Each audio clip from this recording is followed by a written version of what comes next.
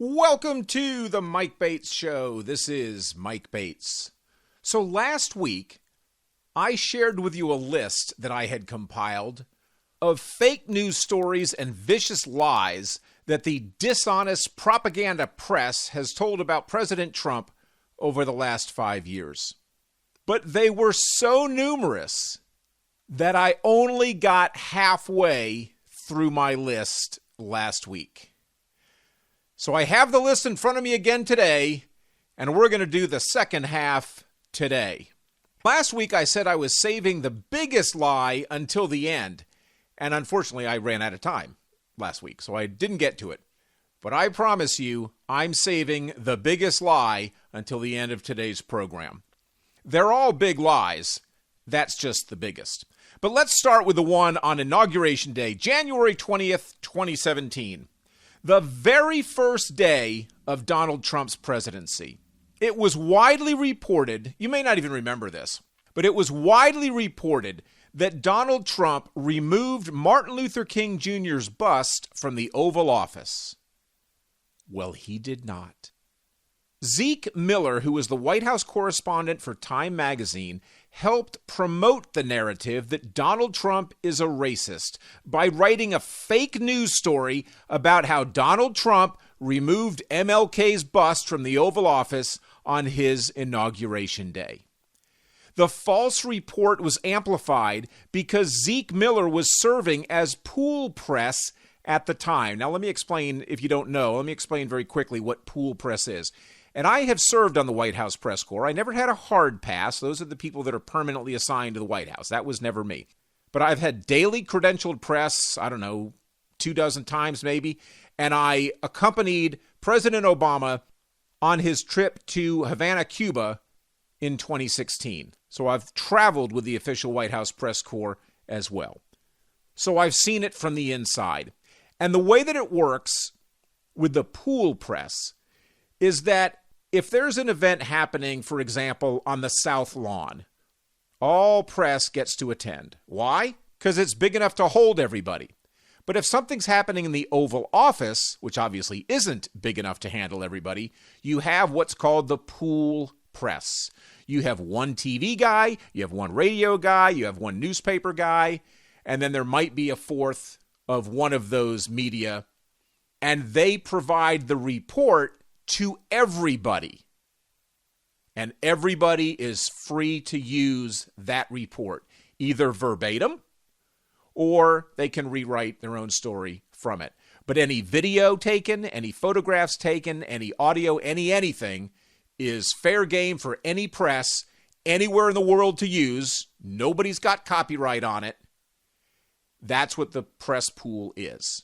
So it's a small group that covers smaller events and provides the story for the entire press, whether they're directly White House or whatever. For example, right now, I'm not White House press at the moment, but I still get emails from the White House pool multiple times a day reporting in more or less real time what's going on with the president. So that's what the pool is. So if the pool reporter gets something wrong, everybody's going to get it wrong because they're relying on the pool reporter to get it right. Well, in the case of Zeke Miller of Time magazine, he didn't. And when he reported that Donald Trump removed MLK's bust from the Oval Office on his very first day as president, the liberals and the race agitators pounced. Proof, they said. Donald Trump is a racist because only a racist would do that. The problem, however, was that the bust of MLK had not been removed. It was exactly where President Obama had left it. Yet the lie that it was removed continues. Now, Time magazine published a retraction and an apology, but a correction never gets the same level of attention as the original story. Here's some more fake news. Brian Ross, a so-called journalist from ABC News, reported that Donald Trump had directed Michael Flynn to make contact with Russian officials before the election. His exact words were, quote, "Michael Flynn promised full cooperation to the Mueller team and is prepared to testify that as a candidate, Donald Trump directed him to make contact with the Russians."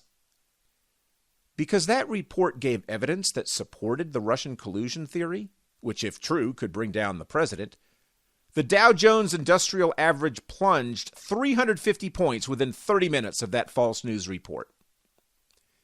Later that night, Brian Ross read what he called a clarification on ABC's World News Tonight, saying that Trump had actually asked Flynn to make contact with Russia after the election, meaning he was president-elect, and the contact would have been perfectly appropriate and would obviously have had no effect on the election because it happened after the election.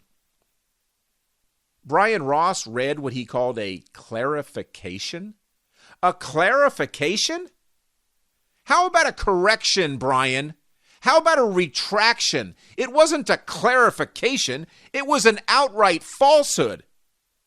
Whether it was deliberate or not, which I obviously have no way of knowing, I presume, since they changed the story later that day, that it was, in fact, an error. But that raises questions about how such an error was made. And the answer is that when it comes to negative reporting on Trump, the normal procedures for verifying facts go out the window. Because their standard when it comes to Trump is not whether or not it's true. Instead, it is whether or not it will make Trump look bad.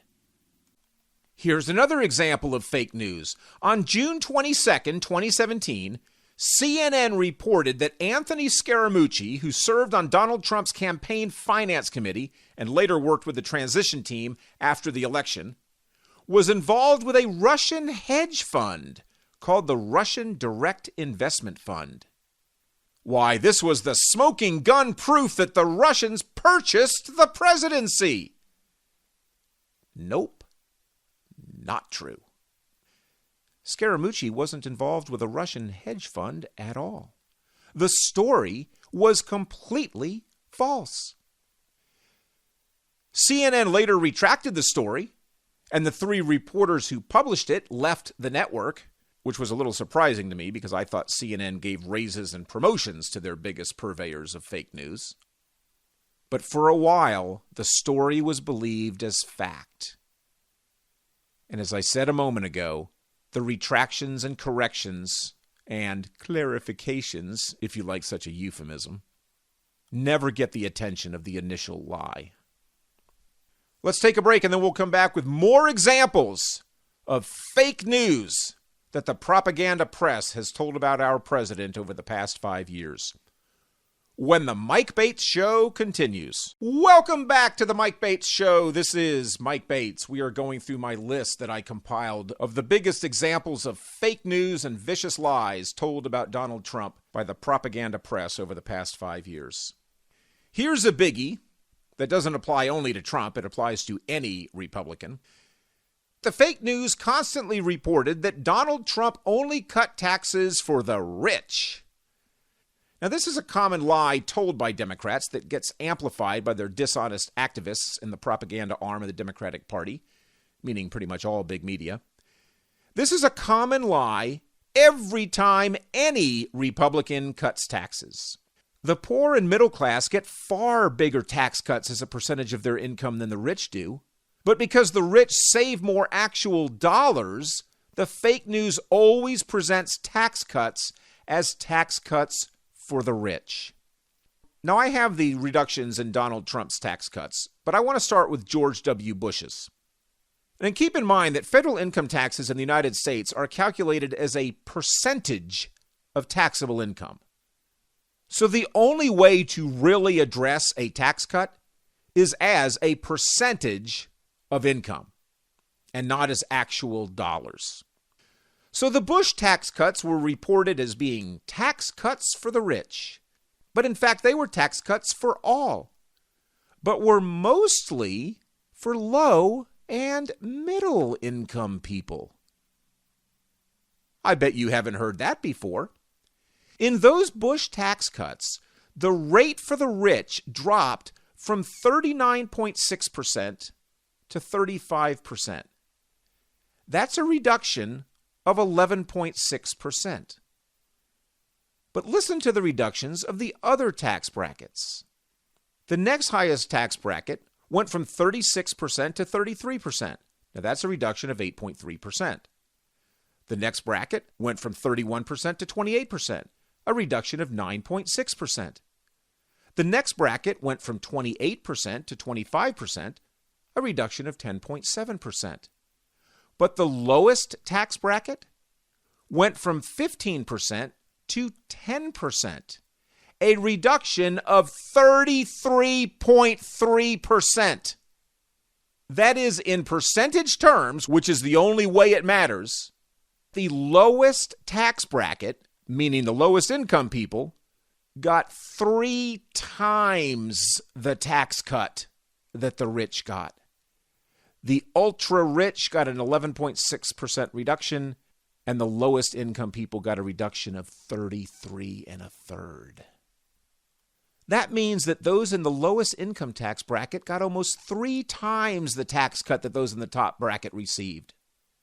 And the tax laws, even after the Bush tax cuts, soak the rich even more when you factor in the various deductions that are phased out as income rises. But yeah, the rich saved more dollars than the poor and middle class. You know why? Because they had more dollars taxed than the poor and the middle class. And even after the Bush tax cuts, the rich paid far more of their income in income taxes than the poor and middle class did. And that's in both dollars and in percentages. But you didn't hear that in the fake news. Now, Donald Trump's tax cuts were not nearly as big, although in some cases they were close. Donald Trump took the highest rate, which means they were for the highest earners. He took the top rate from 39.6% to 39%. That's a reduction of only 6.5%. The next bracket down stayed the same at 35%, so 0% reduction. The next bracket went from 33 to 32, a reduction of only 3.0%. The next one went from 28% to 24%, a reduction of 14.2%. Now, there's your middle class, by the way. The next bracket went from 25% to 22%, a reduction of 12%. The next one down went from 15% to 12%, which was a reduction of 20%. And then the lowest bracket stayed the same at 10%. However, the Trump tax cuts also nearly doubled the standard deduction, meaning that people who don't itemize their deductions, which is overwhelmingly middle-income and low-income filers, had far less of their income subject to tax. For single filers, the standard deduction rose to $12,000, and for married filers, it rose to $24,000. So even those people whose tax rate remained at 10%, the amount of their income that was subject to taxation was greatly reduced. So they actually saw a substantial savings on their tax bill. In addition to the benefit of actual tax savings, the larger standard deduction also made it much easier to file taxes because it significantly reduced the complexity of itemizing receipts and completing additional forms. And there's value in that time savings as well. And while the fake news portrayed the corporate tax cuts as tax cuts for the evil rich corporations, the truth of the matter is that when those corporations had their tax burden reduced, they used that savings to hire people, to give raises to existing employees, and to reduce prices paid by consumers. Just as an example, Gulf Power reduced the electric bill for every residential customer. Did you know that? About the only way you'd know it, aside from listening to my radio program, because I talked about it when it happened, was to read the insert that came with your power bill in May of 2018. It explained the price reduction and described how it was a direct result of the tax cuts. Gulf Power said they were reducing residential bills because the amount they had to pay in taxes went down, and they were passing the savings along to their customers. And the proof that those Trump tax cuts helped pull our economy out of the doldrums of the Obama years was the record low unemployment we enjoyed until the coronavirus panic shut things down. But where was that in the so-called news media? You didn't hear it. Here's some more fake news. The entirety of the Steele dossier that was used as the probable cause basis for the Mueller investigation was filled with lies. And it was revealed about 2 weeks ago that the CIA knew the Hillary Clinton campaign was behind the phony dossier, and that CIA Director John Brennan had personally briefed President Obama on it. So Democrats at the very highest level of our government, let me correct that, the Democrat at the very highest level of our government, the President of the United States, Barack Obama, knew the dossier was false. Yet he either did nothing to reveal its falsity, or, if I want to be real generous in the description, he did nothing to prevent its use in perjured statements before the courts that eventually led to Donald Trump's impeachment. And throughout that impeachment, high-ranking Democrats, including Nancy Pelosi, Chuck Schumer, Adam Schiff, Jerry Nadler, John Brennan, all said that they had seen irrefutable proof that Trump colluded with the Russians. Proof, mind you, proof. They didn't say they thought it happened. They said they had seen intelligence reports that proved it happened. But no such reports existed. None. They made it all up. But have any been held accountable for it? No. It's disgraceful. Being a Democrat means never having to say you're sorry, and it means never being responsible for lying. In one of the most bizarre fake news stories of the Trump presidency, so-called investigative journalists reported that Trump had created a secret internet server to covertly communicate with a Russian bank.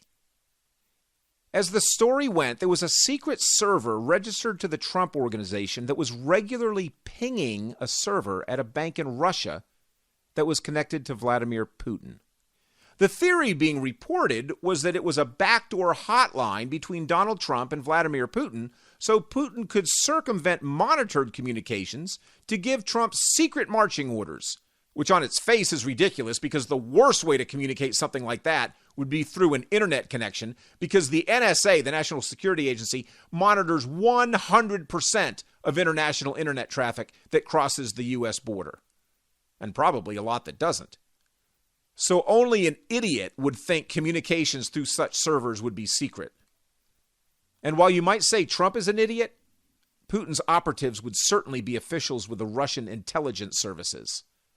And they're no idiots. They're some of the best in the world, certainly in the top 5. So the whole basis for the story was absurd. But that didn't stop the fake news media from running with it. But was it true? Well, it took almost 4 years. But in April of this year, an investigation concluded that the most likely scenario was that there was no such communication between the Trump Organization and the Russian bank, but that a third party artificially created activity logs to make it appear as though a connection existed. Gee, who would have done that? Computer experts at James Comey's FBI, maybe? Cyber warfare experts at John Brennan's CIA? Now, I'm not stating either scenario as fact. How would I know? But it does seem like a plausible explanation given what we now know about how Hillary Clinton, Barack Obama, James Comey, and John Brennan were behind Fusion GPS's creation of the phony Russian collusion theory, so they could topple the President of the United States if they needed to. And we're just now learning the details of it. Unfortunately, we probably won't know all there is to know before January 20th, and if Biden wins, we'll never know, because he'll sweep it under the rug. But it has been proven that Hillary Clinton, James Comey, John Brennan, and Barack Obama knew about it. That is an indisputable fact. But I doubt you've heard that in the fake news. All right, let's take another break, and when we get back, I'll continue my list, which we're halfway through the show. I don't even know if I'm going to complete the list today, but we'll try. We'll resume it when we get back from this quick break, when the Mike Bates Show continues. Welcome back to the Mike Bates Show. This is Mike Bates. So I'm going through my list of fake news and vicious lies that have been told about Donald Trump over the last 5 years. I did this last week. I got halfway through my list and ran out of time. I'm not even halfway through this list, but I'm going to try to get it done before the top of the hour. So here's another example of fake news. For the past few months, the propaganda press has been referring to President Trump's rallies as super spreader events. Now, one side of my refutation is that not a single rally has been traced to any super spread of the coronavirus. So that's a lie in and of itself. But bias is a form of lying as well. And the media's bias on this is so transparent that it's amazing they get away with it. And that is this. The narrative is that Trump's rallies are super spreader events, right? Have you heard the so-called news media refer to any of the Black Lives Matter protests and the riots as super spreader events? How about the recent Women's March to protest the nomination of Amy Coney Barrett to the Supreme Court? No, of course not. Large Democrat rallies never get that label affixed to it by the propaganda press. They only refer to large gatherings of Republicans that way. Here's another example of fake news that traces back to the election, but was reported on November 27th of 2018. The Guardian published what was dubbed a major bombshell report that Trump campaign manager Paul Manafort had visited Julian Assange, the leader of WikiLeaks, at the Ecuadorian embassy in London, and that he had visited him on multiple occasions, presumably to coordinate the hacking of DNC computers and to coordinate and collude with Russia. So the commentators on cable and online exploded after that revelation by The Guardian, and for nearly a week, it was leading the news. The problem is that no one else was able to confirm it. The Ecuadorian embassy denied it. The Mueller investigation found no evidence in it. But that's okay. The damage had been done. The fake news simply moved on to their next fake news story about President Trump and his campaign. And that story faded into a distant memory. But it piled on, little by little, lie after lie, a death from 1,000 cuts. Or in this case, a political death from 1,000 lies. This year, only a few months ago, the fake news said that Donald Trump and his new Postmaster General were deliberately slowing mail delivery so people couldn't vote. Well, I proved that to be completely false on my August 22nd show, so I'm not going to go into all of it today. But there was no truth to it whatsoever. And if you want to hear that, simply go to www.themikebateshow.com and either scroll through the podcast looking for August 22nd, or in the search term, just look for Post Office and it'll pop up as one of the search results. On that same program, I refuted yet another constant and vicious lie the fake news has told about Trump. And that is that every single time President Trump says he's concerned about mail-in balloting because it is so susceptible to fraud, the media immediately, in a news story, not in an opinion piece, I mean, they do it there too, but in the news stories, they say, as soon as they report that the president made this claim, they follow it up with, even though there's no evidence that it's ever happened. Even though the president is just making it up. Even though investigation after investigation has proven this doesn't occur. And yet on my program, I cited over 24 examples of absentee voter fraud, 8 of which were proven to have changed the outcome of the election. And in 7 of those cases, the winner, you can't see me doing the air quotes, but the so-called winner had to give up his, or in some cases her, seat. In 7 of 8, actually, they had to give up the seat. In one case, they couldn't prove the candidate himself knew that the fraud had happened, so he was allowed to keep his seat. But his campaign manager was convicted of felony absentee ballot fraud. So don't say it never happens. My radio program gave names, dates, contests, charges, verdicts, and sentences. It's what we call in the real world proof that it happens. And if you want to hear those examples, go to my website, look for the August 22nd show. Well, if I know that mail-in ballot fraud happens and that races have been stolen through proven absentee ballot fraud, why doesn't the big media know that that fraud happened? There's only 2 possibilities: malpractice or malfeasance. They either should have known or knew but chose not to report it. Either way, it's a disgraceful example of how today's so-called news media is not about reporting the truth. It's about pursuing an agenda. I was really hoping to finish this list today, but the amount of fake news about President Trump has been so enormous that it's simply impossible to mention them all in 2 hours.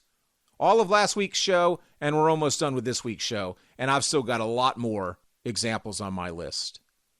And I'm sure there's a lot more examples that aren't on my list. I'm just talking about the ones that I made note of. So here's what we're going to do. I'll finish the list on next week's program, and I feel pretty confident I can do that. But let's take our final commercial break, and when we get back, I'll tell you the biggest lie the fake news has told about President Trump. The remaining list of lesser lies will have to wait till next week. But I'll share the biggest one next.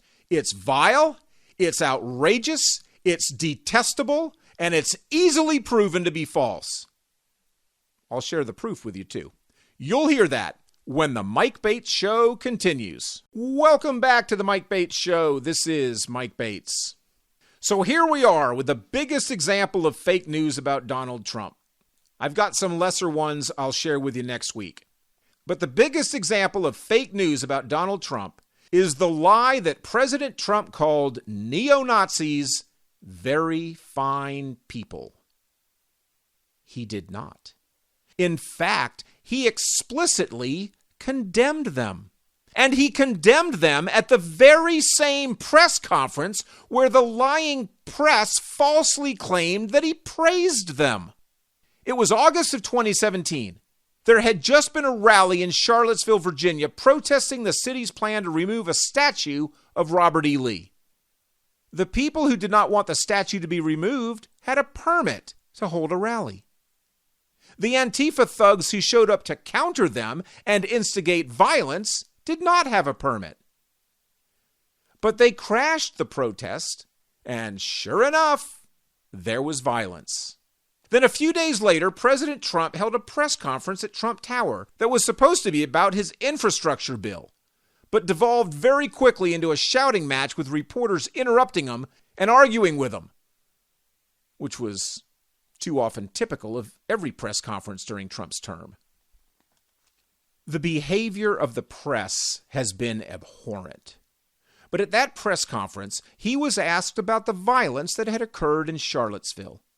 And the subsequent headline screamed, "Trump calls neo-Nazis very fine people." That was the story, but that wasn't true. The media deliberately omitted what else the president said. And unless you went to find a video of the full press conference yourself, which very few people would actually do, all you saw was the deceptively edited clip. You saw the president say this. You also had people that were very fine people on both sides. What you didn't hear was the president say this a few seconds later. And I'm not talking about the neo-Nazis and the white nationalists, because they should be condemned totally. But you had many people in that group other than neo-Nazis and white nationalists, okay?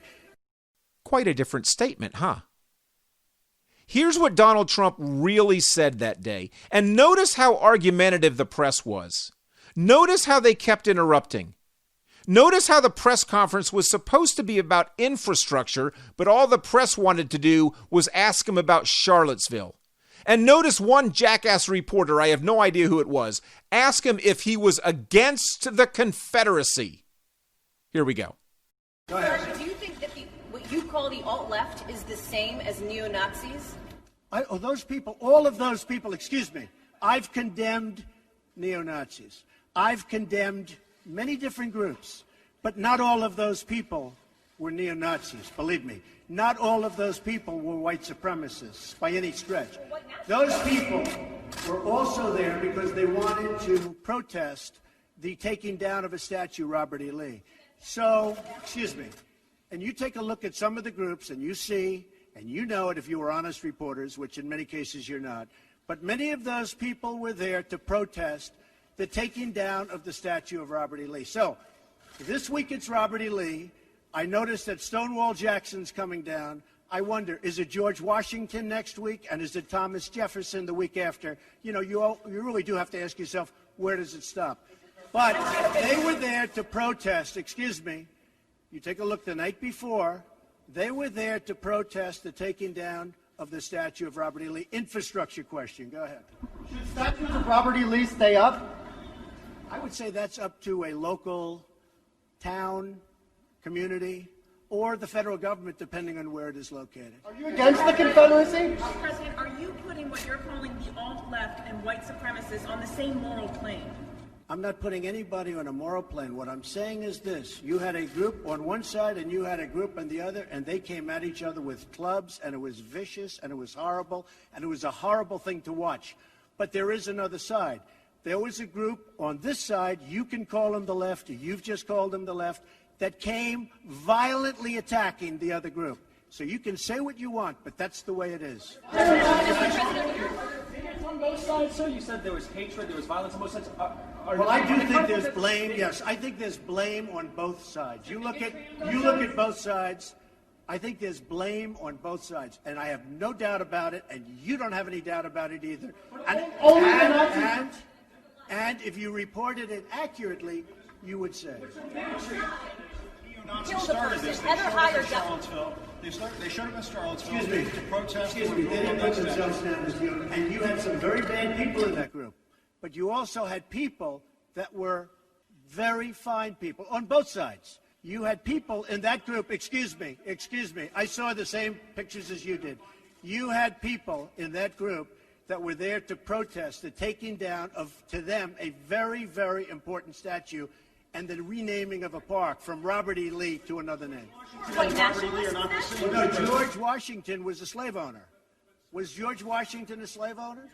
So will George Washington now lose his status? Are we going to take down, excuse me, are we going to take down statues to George Washington? How about Thomas Jefferson? What do you think of Thomas Jefferson? You like him? Okay, good. Are we going to take down the statue? Because he was a major slave owner. Now we're going to take down his statue. So you know what? It's fine. You're changing history, you're changing culture, and you had people, and I'm not talking about the neo-Nazis and the white nationalists, because they should be condemned totally. But you had many people in that group other than neo-Nazis and white nationalists, okay? And the press has treated them absolutely unfairly. Now, in the other group also, you had some fine people, but you also had troublemakers, and you see them come with the black outfits and with the helmets and with the baseball bats. You had a lot of bad people in the other group too. Treated unfairly, sir. I'm sorry, I just didn't understand what you were saying. You were saying the press has treated white nationalists unfairly? No, I just didn't understand what you were saying. No. There were people in that rally, and I looked the night before.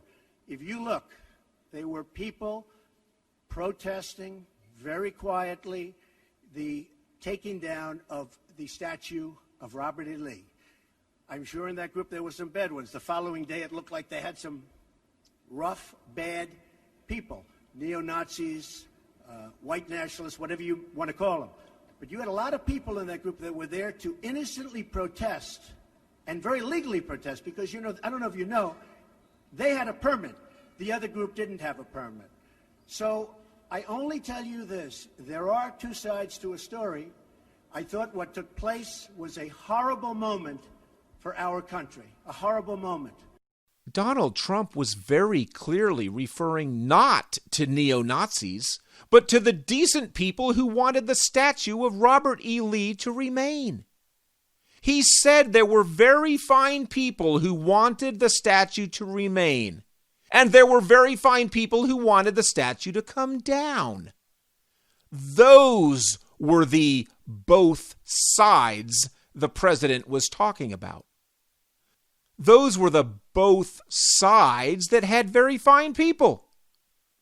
The both sides couldn't have been the neo-Nazis and the Antifa thugs for two reasons. One, he had just condemned the neo-Nazis and the white nationalists. And two, the other side was the leftist Antifa thugs. Do you really think Donald Trump thinks any of the violent Antifa thugs are very fine people? Of course not. It was very clear that Donald Trump did not praise neo-Nazis and white supremacists as very fine people. But that lie has plagued his presidency ever since. And that was exactly what the fake news hoped would happen. All the fake news lies about Trump are detestable and repugnant. But I rank the very fine people on both sides fake news as the media's worst lie of the Trump presidency, because it is the one that has been used as the basis for all the false claims that he's a racist, white supremacist, and a Nazi. That single piece of deliberate dishonest reporting so poisoned the national dialogue that anytime anyone said anything good about Trump, they were automatically labeled as racist Nazis themselves. And that false perception of President Trump based on intentional misinformation promulgated by the propaganda press allows every other false accusation against him to be believed without question. I mean, can you think of anyone in history that is more despicable than the Nazis? I can't. So anyone who supports Nazis and calls them very fine people is despicable. And if Donald Trump was a Nazi or a Nazi sympathizer, he'd be despicable. Well, he's not one. But because of the lying activists posing as journalists in the propaganda press, millions of Americans, and for that matter, people around the world, think he's a Nazi. It's no wonder so many people hate Donald Trump. If Donald Trump was really as the media has portrayed him for the past 5 years, I'd hate him too. But he's not. The media deliberately created a false caricature of Donald Trump. And it is that caricature that people hate. The media repeated those lies so often that they became accepted as truth. As Joseph Goebbels, the minister of propaganda in Nazi Germany, knew and implemented so effectively, if you tell a lie big enough and keep repeating it, people will eventually come to believe it. And so it has been with the propagandists in the American press. Their partisan political activism being committed under the guise of journalism has been disgraceful, disgusting, and dangerous. Now, not all media is dishonest, and not all the dishonest media is always dishonest. If they were, it would be easy to tell who to believe and who not to believe. The problem is, sometimes they tell the truth. But the examples I cited today, and on last week's show, and the leftovers that I now have to carry over into a third show, are proof positive that the media is, in fact, dishonest.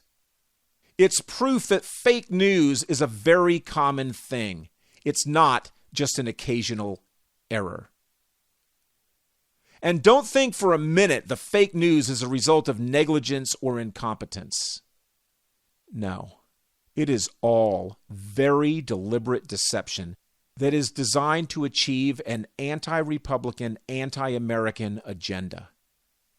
And I haven't even included the deliberate deception done via selection of which stories to report and which stories to spike. That fake news technique is even more common than just reporting falsehoods. Donald Trump said the media was the enemy of the people. And for that, the media went nuts and attacked him even more viciously than they had before. But what Donald Trump said was true. Today's media is the enemy of the people. They are the enemies of the truth, and that makes them enemies of the people. And that makes them enemies of our republic. Don't believe their lies. Better yet, counter their lies with the truth. Within an hour of airing, every Mike Bates show is uploaded as a podcast at www.themikebatesshow.com. If you want to help expose the media as the dangerous liars that they are, please go to my website, copy the web address of today's podcast, and last week's too, and then next week when it's posted, and share them. And share them widely. And ask your friends to share them. And do so soon. The election's only 10 days away, and more than 30 million people have already voted.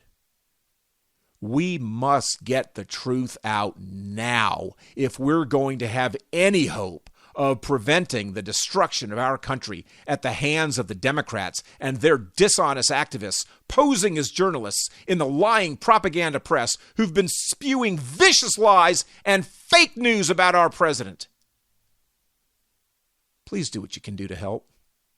The future of the United States as a free country depends on it. I'm Mike Bates. Thanks for listening.